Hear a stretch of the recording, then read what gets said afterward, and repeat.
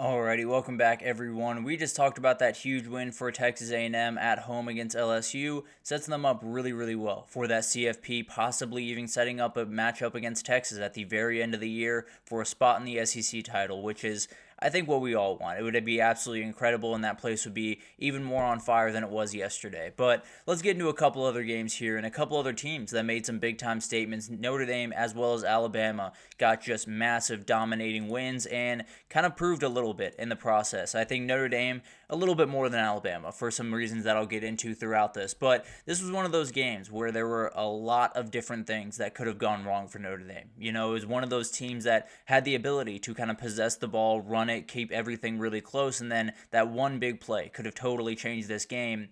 Notre Dame buried them from the jump. It was not even remotely close, and it was the game that finally Notre Dame has officially earned back my respect because it took them a while. It was one of those things that you watch that NIU game. It is a very hard thing to get out of your mouth, taste to get out of your mouth. But at the end of the day, they were able to get a dominating win here against a team that I at least thought was going to cause them more troubles. I thought Notre Dame was going to win this game, but at the end of the day, I thought it was going to be a little bit more grinded out than it was. They were up 17-0 before I even knew what happened. So Notre Dame absolutely dominated this one. They had 2 punts, 1 missed field goal, and a drive that ended the game. Other than that, every single time they touched the ball, they scored. It was absolutely beautiful. Pretty much went exactly how they would have scripted it. It was absolutely perfect. They dominated in the defensive game, did not allow anything downfield, and it was one of those games where we'll talk about it here in a second, but Navy needed a couple big pass plays. They just had to have them one way or the other, and they were not able to get them. And then on the offensive side for Notre Dame, 40 rushes, 6.6 yards per carry, over 200 yards passing, no turnovers, and you force 6. You're going to win a lot of games that way. It was absolute domination from start to finish. Riley Leonard looks a lot more comfortable throwing the ball. It's no longer, just finding it at different points of the game when you have openings. It's him kind of tearing the ball. It's him very confidently throwing the ball downfield and being very convicted in the way that he's going about business, which is absolutely huge for this team. And then, obviously, the magic of that Navy season kind of comes to an end.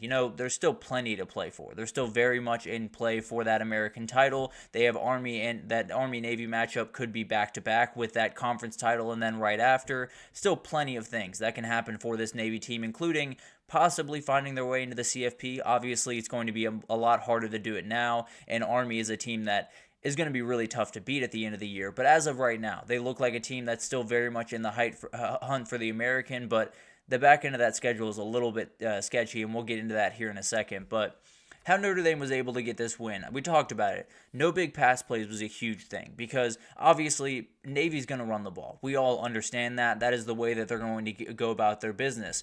The reality was they had to hit a couple of big plays in this game through the air if they were going to win this one. There was no way that they were going to be able to just grind it out through the ground, and they went 7 for 14, 88 yards and a pick, and a long pass of 32 yards. That was never going to be a winning formula. Frankly, if you showed me that on Friday, I would have felt very confident that it was going to be some type of this type of score because Navy was absolutely going to have to get a couple of big-time pass plays downfield, and Notre Dame just totally shut that down from start to finish. And then on Notre Dame's side, a three-headed monster of absolute dominating players. You had Jeremiah Love running the ball, 12 carries, 102 yards, 2 touchdowns. Riley Leonard, 10 carries, 83 yards and a touchdown. Kedron Young, 10 carries, 52 yards and a touchdown. Remarkable stuff. And Jadarian Price didn't even get too many carries in this game, and they were absolutely dominating on the ground. They did everything you possibly could have wanted, and that Jeremiah Love kid, he's remarkable. He's one of those guys that coming out next year, he's a sophomore right now, so coming out into the NFL draft next year, very well could be running back 1 because the dude is just absolutely remarkable in every aspect of the game. And then finally, something that Notre Dame's just going to have to do the rest of the way, they spread the ball out, especially in the pass game. 9 different players caught a pass, 3 players over 40 yards receiving. It's not going to be flashy. It's not going to hit you over the head. It's not going to be a guy getting 150 through the air.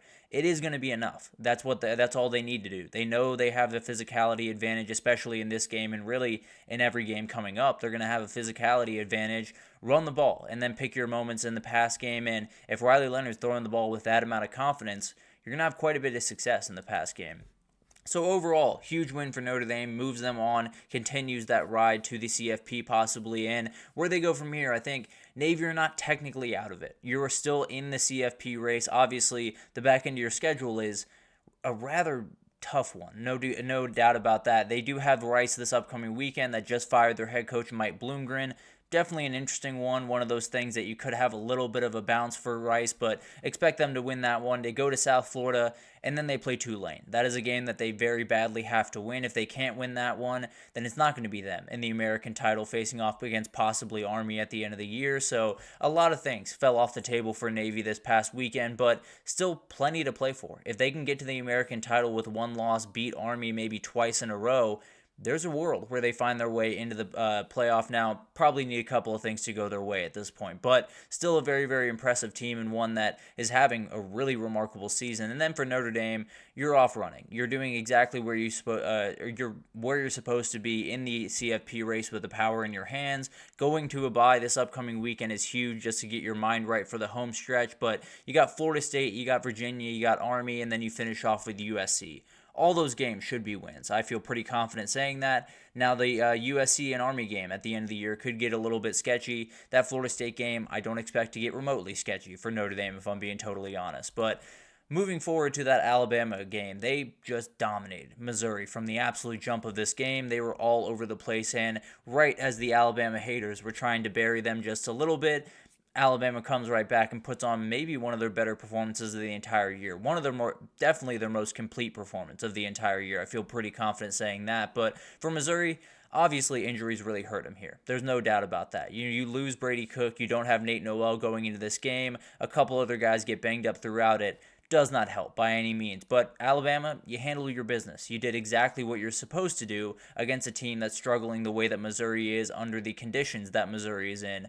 You dominate them. That's what you're supposed to do from start to finish, and that's exactly what they did do. And I think the biggest thing that stood out to me was Bama seems to have found themselves, because for really going back to last year, but specifically just keeping it to this year, what they've wanted to be for a very, very long time around there, and what they can be if you give just the personnel on a piece of paper, what they should be able to do is run the ball. They should be able to control the line of scrimmage, run the ball very, very aggressively, pick their spots with Jalen Milroe in the pass game, and just be a team that just wears you down. That's the way that they're supposed to go about business, and they finally were able to in this game. 37 rushes, 26 passes. I think even the margin could be a little bit more aggressive than that, and Bama fans would be more than fine with it. But overall, when you get all three of those running backs involved, three guys that are just absolute stars in the making, just haven't had the openings that they needed, you're going to have a lot of success. It's been absolutely remarkable to watch these guys, and it feels like this offense, although it's been at times a little clunky, and it feels like it's gone kind of backwards and forwards and backwards again a number of different times this season, if they find that run game going forward, it's going to be a remarkably hard group to stop. You know, the wide receivers are not necessarily where they're the most deep or where they're the most talented in this team. I think that running back room is as talented as there is really in the entire country. They just haven't been able to unlock them yet. And we saw it with Justice Haynes literally just running through a guy's face, Richard Young just doing incredible things on that big-time run, and so many different things to like about this team in the run game. They got to be able to find it going forward. Along with Jalen Milroe, they have so many guys that can hurt you with their legs, and it's one of those things that can totally open up this team going forward. And then you go to the other side of the ball. You were able to run the ball incredibly well. That's huge. The defense was flying around, only allowing 72 yards passing, forcing 3 turnovers. I understand it was the backup quarterback. I understand Drew Pine's not necessarily the star in the making that a lot of the other people the guy that they'll play probably in 2 weeks, and Garrett Nussmeier very much is. But at the end of the day, they did what they were supposed to do. And that's kind of the goal of this game. When you had all those injuries going in, when you knew Missouri was a little bit underhand going into it, you knew you had to take care of business, and you knew you had to dominate, and Kane Womack and his defense are starting to turn a little bit of a corner. It'll be very interesting to see what they can do against a team like LSU, that it has the ability to pass all over the field and can do it time and time again and have a ton of success. It'll be fascinating to watch that unfold over the next couple of weeks, but as of right now, it's really hard to be angry about where Alabama is defensively or really offensively going forward. That is if you buy into the whole run game sticking around. But they were able to find it in this game, and that was a huge reason for their win. This is who Bama is supposed to be. They have 4 rushers over 40 yards, 7.3 yards per carry. Haynes, Milroe, and Miller all got into the end zone. And then Richard Young, dude's going to be a star. He's so much fun to watch. He's one of those guys that you've been seeing just sitting on the bench, just waiting for a moment. when he gets the ball in his hands, it's very obvious that he is a different type of athlete. And I think he's going to be an absolute problem going into 2025, but he could be a huge piece this year, just kind of as a change of pace type person. He's not going to be used a ton by any means, and likely will be used kind of in these circumstances when they're pulling away from teams, which we'll see how much happens the rest of the way. Hadn't happened a lot going into this game, but at the end of the day, if you can find that run game, if you can get Justice Haynes and Jermarion Miller and Jalen Milroe running downfield, there's not a lot of defenses in the country that are going to be able to stop those three guys. I feel pretty good about that. And then the back end defense was huge, regardless of the quarterback you're facing. 73 yards passing, 3 interceptions is a dominating performance, and it's one of those things that they badly needed. It's just a confidence booster for this team as they head into a game where they're going to get passed on quite a bit. They have to be ready, and they have to feel confident in their abilities going into that game. So cannot say enough how much that meant. And then they followed the formula. There was a lot of different things that Bama has been doing on offense throughout the first parts of this year, and there are a lot of ways that they could go about business the rest of the way. The formula should be 37 rushes, over 250 yards on the ground, and just handling business that way, because that is the way you want to go about it really the rest of the way. Now, can you against teams that are a little bit better against the run? We'll find out. I think LSU is maybe slightly better against the run than Missouri. They should be able to run the ball pretty effectively against LSU. And then you get into a couple other games throughout the rest of the season. You get into a game even against Auburn. If you're not able to run the ball in that game, there's a world where this offense kind of stagnates again. So there's something to watch throughout the rest of the season. If that Alabama run game is working, watch out. They absolutely can get their name back into the CFP hunt as well as possibly a title hunt. If it doesn't necessarily, if this is a little bit of a dead cat bounce and they can get a little bit going for 1 week and then fall back off a cliff against LSU, we know who this team is. So a lot of things still up in the air. It doesn't necessarily change a ton about my opinion for Alabama, but at the end of the day, you're going to a bye week. You have LSU on the other side. It's a huge one. You badly needed this one you needed it just to be in the hunt, but at the end of the day, you also needed it for a confidence booster. You beat LSU. Outside of that, you got Mercer, at Oklahoma, and Auburn. You should be able to win all those games. So in 2 weeks, we could just have a game that is, if Alabama wins, they're in it. If LSU wins, they're in it. So it's going to be incredible to watch that one, and we'll get to that one in a couple of weeks here. But at the end of the day, for Missouri, I think this is the knockout blow. I would love to tell you that they have the ability to get back into the fight, but I think 10-2 is just not going to be enough. Maybe it'll give you a shot depending on how the chips will fall, but you look at the just log jam that is at the top of the SEC.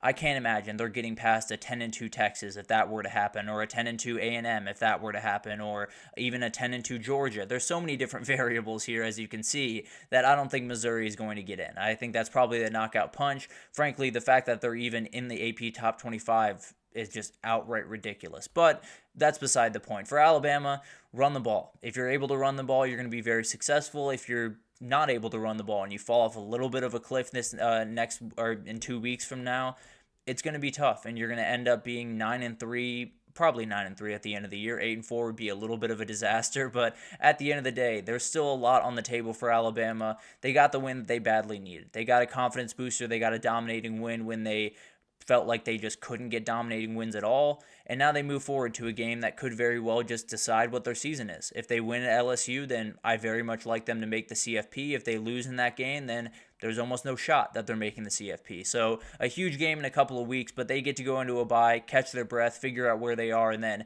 attack that game with full force. But let's take our second break here. And when we come back, we got to talk about a couple of close calls around the country, because there were quite a few, including 4 ranked teams that just escaped with wins. All of them felt like at some point they were going to lose that game. They were able to handle it, and we'll talk about Ohio State and Texas mainly right after this, so stick with us.